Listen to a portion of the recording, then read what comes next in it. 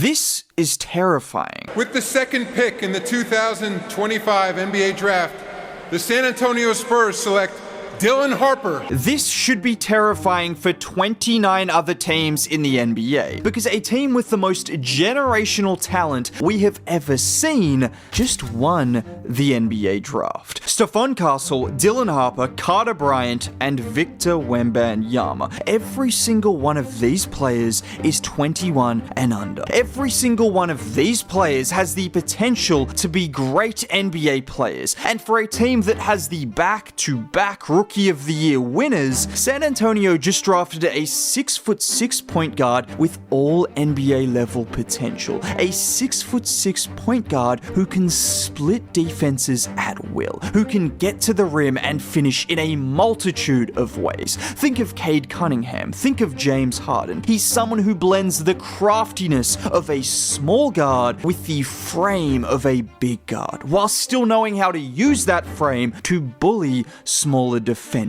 A genuine star level talent. And they didn't just settle for making one great selection in the draft. No, they followed it up with the 14th overall pick by drafting one of the best defensive players in the draft, who can cut off the ball, who can shoot, who is highly intelligent offensively without needing the ball in his hands. And in back-to-back years, the Spurs have walked away from the draft looking like one of, if not the biggest winners. And as I just said, giving Victor Wembanyama this level of help, the entire league should be terrified. And we should talk about the kind of help he's getting, because not only did the Spurs trade for De'Aaron Fox last season, who has almost become forgotten at this point. Let's not forget he's an all-star who will now be playing with the best teammate he's ever played with in the prime of his career, but they also drafted the Rookie of the Year, who got better and better every single month of last season, and now they just got themselves two guys who could be perfect alongside Wemby. And we have to talk about Dylan Harper. 19 points a game, over 4 boards, 4 assists, 48% from the field. Honestly, Harper has all of the traits of a star guard, with only one question mark over his shooting. But given he shot 75% from the free throw line, given the fact he showcased a pull-up jumper, he has touch, he has balance, you can never guarantee someone will be a great shooter, but I think there's a lot more reason to believe he will be a good shooter than other prospects we have seen in the past. And outside of the shooting, I mean, he's a bucket regardless. Just look at him here, bring the ball up in transition, going behind the back, he then stops, crosses back right, and then the ability to absorb the contact on the layup and finish at the rim. Or here, where he's being guarded at half court, he goes behind his back initially, the screen then comes for him, so he splits the second defender, euros around the third, and finishes. Just in general with these clips, you will notice the change of speed, the change of direction, the fluidity with his hand. That is one word that absolutely describes Dylan Harper's game. Fluidity, effortlessly gliding past defenders, whether it is in transition, whether it is in the half court. I don't see a world in which Dylan Harper's ability to get to the rim, to get to the free throw line, to get 2 feet in the paint doesn't translate. Obviously, you can still question his shooting and some other parts of his game, but I can almost guarantee you with his size, with his technical ability, he is going to get 2 feet in the paint almost all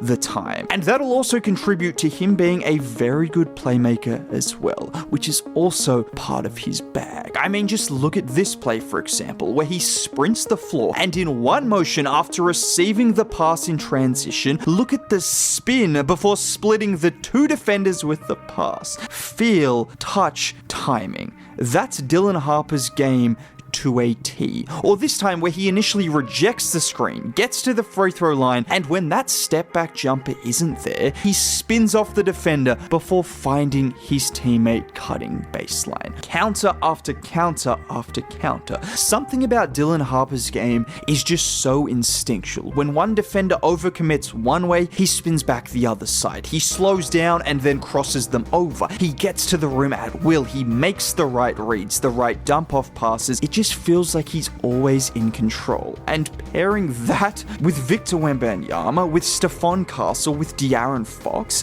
I'm not exactly sure what role he will play, and that is the biggest question mark, but I just know he's going to be a damn good NBA player, and the star upside is just unquestionably there. And then there's the lesser known player from this draft. I'm not about to tell you Carter Bryant has the same potential as Dylan Harper. I mean, you never know, but if we're just being real, however, that's not a bad thing. On a team where you already have a superstar, where you already have someone who could be a superstar in Dylan Harper, Stephon Castle has star talent, De'Aaron Fox is an all-star, you don't need everyone to have all-star potential. Sometimes you just need someone to be an elite defender, to be a good spot-up shooter, to be a smart cutter, to be good off the ball, and to be willing to do all of those things from the get-go. Carter Bryant does all of those things. And what I love about this is the Spurs are surrounding Wemby with defensive talent. And I think this is the best way to fast-track the Spurs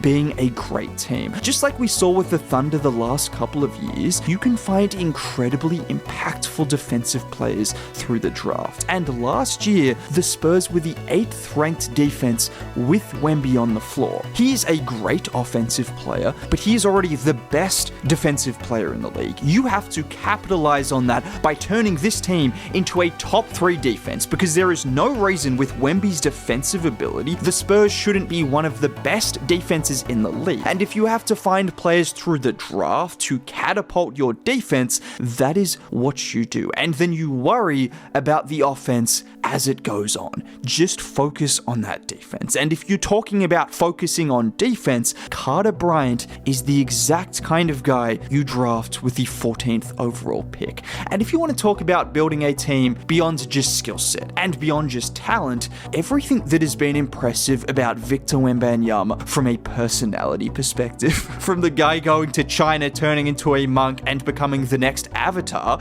everything like that, Carter Bryant might not have done those things, but personality and character-wise, he just seems to be such a great person. And outside of just the humility he has shown, even a clip like this shows you what kind of player he could be. How'd you get into studying Kamara? Like, you have to be able to do multiple things on the floor. I kind of stumbled across Tumani when I'm on my league pass. I just been kind of scanning, looking. I found Tumani. I kind of fell in love with him. It's rare that you see somebody that big picking up full court, no matter who it is. This is someone who is tapped into the NBA. Most draft prospects barely even talk about defense, let alone studying a guy like Tumani Kamara, who, by the way, is one of the best defenders in the league, and exactly who you would love to study and would be perfect alongside Vic, Dylan Harper, Stephon Castle, any team. That's how good Tumani Kamara is, and when a player says they are studying someone like that, you just know they're a sicko, and more importantly, you just know they're going to be damn good. And if you want to hear me talk about another player who is really good